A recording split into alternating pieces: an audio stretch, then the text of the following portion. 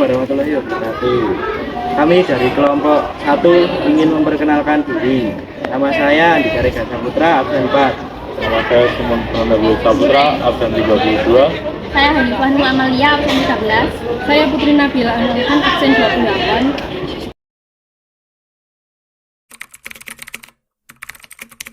Konflik SARA. Konflik SARA adalah tindakan yang melibatkan kekerasan, diskriminasi, dan pelecehan yang didasarkan pada identitas diri dan golongan.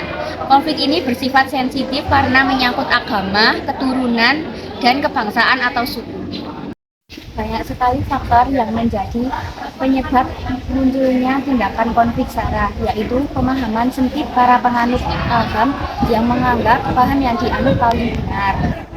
Kurangnya pemahaman atas kebebasan dalam beragama dan beribadah, mengedepankan paham radikalisme, kurangnya kesadaran masyarakat akan toleransi dan perbedaan penafsiran terhadap isi kitab suci yang diyakini. Berikut cara-cara untuk mengatasi konflik. Berdoa kepada Tuhan Yang Maha Esa, mempelajari penyebab utama konflik, memutuskan untuk mengatasi konflik. Jangan menghakimi dan berpikiran negatif tentang suku, agama, ras, dan golongan yang berbeda. Memikirkan dan melakukan hal-hal positif secara bersama-sama dan mengendalikan emosi. Jadi, radikalisme adalah suatu paham yang dibuat oleh suatu kelompok yang menginginkan perubahan dan pembaruan tatanan sosial dan politik secara drastis, tetapi menggunakan kekerasan. Jadi, dampak dari radikalisme adalah menjadikan konflik komunal di suatu masyarakat, khususnya yang berada di dalam sistem sosial dan budaya. Dan cara mengatasinya adalah dengan cara yang pertama, menjaga kedamaian, menanamkan ilmu yang baik dan benar, dan menjaga kesatuan. Pengangguran adalah istilah untuk orang yang tidak bekerja sama sekali, orang yang sedang mencari pekerjaan, dan seseorang yang menunggu pekerjaan yang layak.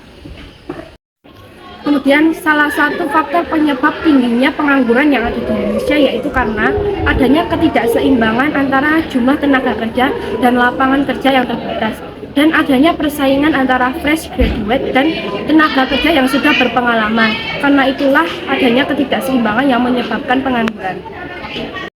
Lalu cara mengatasi pengangguran, yaitu yang pertama, meningkatkan SDM, sumber daya manusia. Yang kedua, menciptakan lapangan kerja. Yang ketiga, mengembangkan UMKM. Lalu yang keempat, meningkatkan pertumbuhan ekonomi. Lalu dampak dari pengangguran ini dapat menyebabkan kelesuan ekonomi dan menurunnya tingkat kesejahteraan masyarakat. Ketergantungan terhadap pihak asing adalah kondisi di mana suatu negara atau identitas bergantung kepada negara lain atau identitas lain dalam aspek ekonomi, politik, sosial, dan investasi. Contoh, investasi, mengimpor barang dan membeli barang dari luar negeri. Penyebab kurangnya aspek infrastruktur dan bergantung kepada negara lain, dan kurangnya pemanfaatan sumber daya alam. Cara mengatasinya,